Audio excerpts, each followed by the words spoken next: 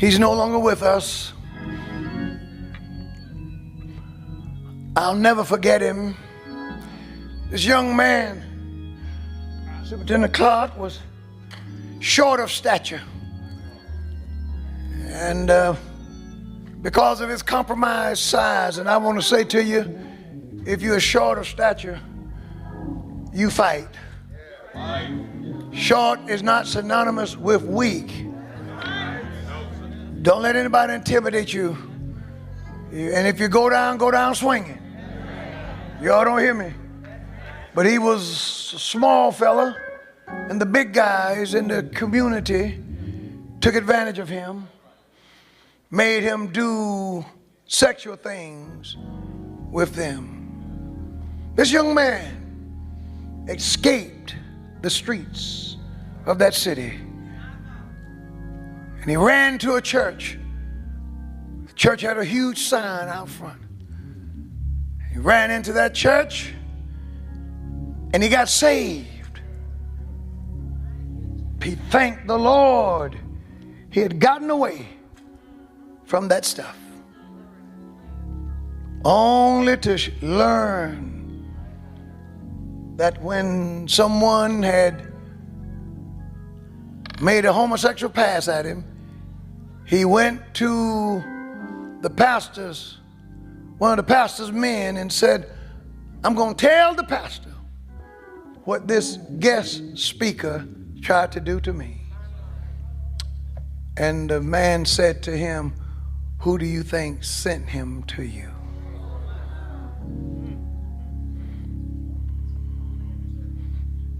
And at that point, the fella caved and he went that way. He shouldn't have. Somehow our paths crossed when I became the pastor in this city.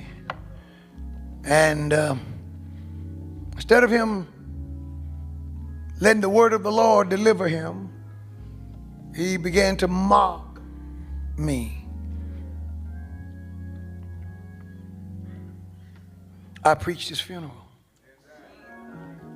When he got sick, he mocked me. He said, Bishop Wooden, that was Bishop, Pastor Wooden, saying all this stuff. I've been preaching against sin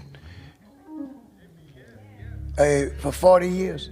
Says he's preaching this stuff, and the guy tapped his back pocket. He said, well, I got my condom. But the problem wasn't what was in his back pocket. The problem what was in his blood. And he didn't know it, because his rebellion put him back out there. And when he was dying, he sent for me and my wife. I sent word to him. We're on our way. Hadn't seen him in a long time. And we hadn't seen him in a long time. And we got in the room, and there he was. To get in the room at that time, they would dress you up like an astronaut. They had to cover you with everything. And I called him and I said, don't you die yet, your preacher's here.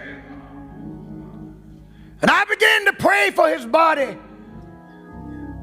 And God checked me, and the Holy Ghost said, pray not for his body. Judgment had been passed. Pray for his soul.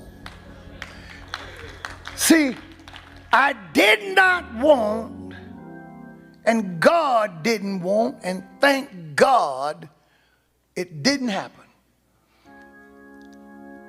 We did not want the devil to win. And thank God we prayed that God would save his soul and touch him. And while we were praying, he participated in the prayer. Then he inhaled, he exhaled, and he never breathed another breath.